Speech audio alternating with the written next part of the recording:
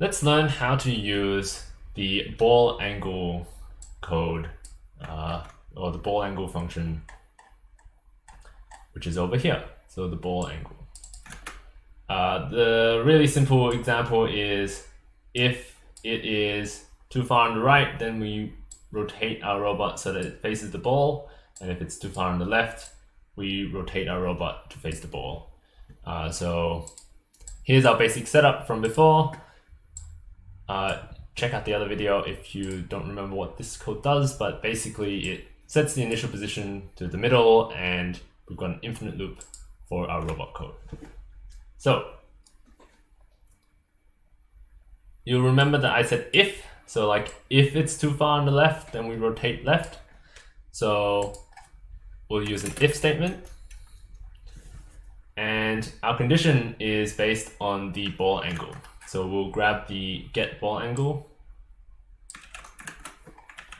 So if the ball angle is less than -20, so the ball angle is a number from -180 to +180. And so that means if it's in front of us, it's 0. If it's on the left, it's negative. And if it's on the right of our robot, it's positive. So if the angle is less than -20, the reason why I use -20 is because we need to let the motors like stop. So there's some time period where it slows down. So if it's less than -20, we want to face the ball. So we actually want to turn left. So set motor speed. To turn left, our left motor, motor A, needs to go backwards. So -100. And our right motor needs to go forwards.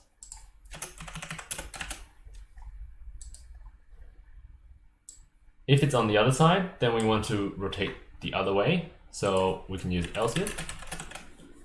Get ball angle is greater than 20. So if it's very positive, then we want to set motor speed. We'll actually just copy this, and we want to rotate the other way. Oops.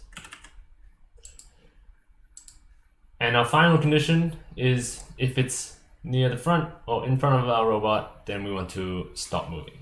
If I just left it like this, then it's going to continue running the speed that it was last set at. So you'll see that it sort of rebounds between the two because we've never explicitly said to stop the motors. So we can say else, and then we can actually stop the motors. So stop motor, motor A, and motor B. Let's try that now, and now the robot no longer rebounds around. You'll see it sort of overshoots if we move it really far away. So we can reduce the speed of our rotation. And if we hit run, now it's sort of better. It's slower at rotating, but it's a bit more accurate. That's it. That's how you use the get ball angle function.